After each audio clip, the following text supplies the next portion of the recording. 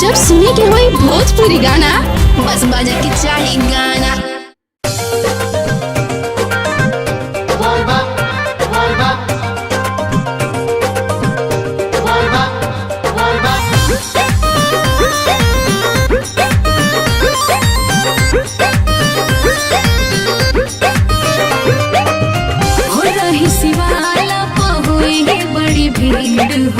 कैसे तू चिन्हवा लागल फिकीर हो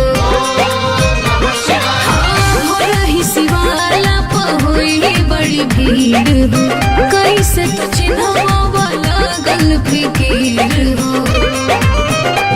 हर गेरुआ कलर लिखल बोले बम पर जवन दिल बन के अच्छा जल ढारी कर जान उहे वाला साड़ी पहिन के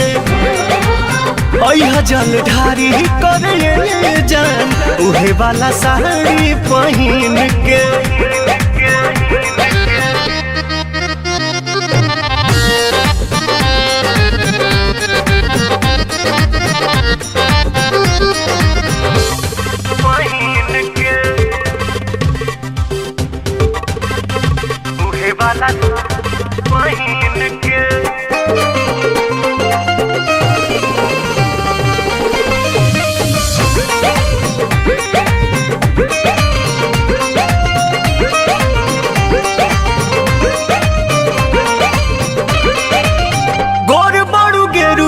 कलर तोहने खुली कहली हटी करगरी चंदन के गुली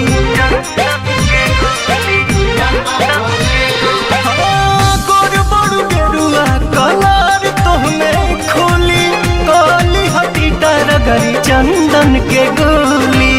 सावन महीना जब से चढ़ गइल बा भक्तिया भाव दिल में भर गइल बा। मंदिर के फेरी तू लगई है बच बेरी अपना नमुरी पगिन के जल ढारी करे जान उहे वाला साड़ी पहिन के। अच्छा जल ढारी करे जान उहे वाला साड़ी पहिन के।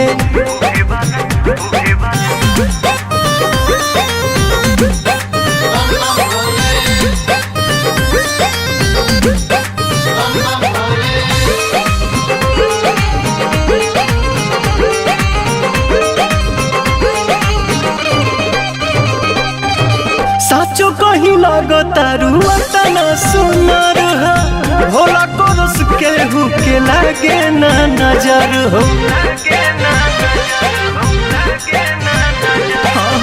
साचो कहीं लगता रुआ तना सुनर हो बाबा कोरस केहू के लागे ना नजर हो।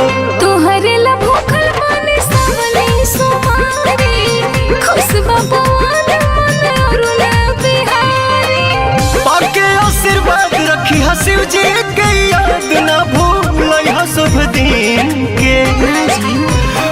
जल ढारी करे जान उहे वाला साड़ी पहिन के। ठीक बा जी जल ढारी करे जान उहे वाला साड़ी पहिन के।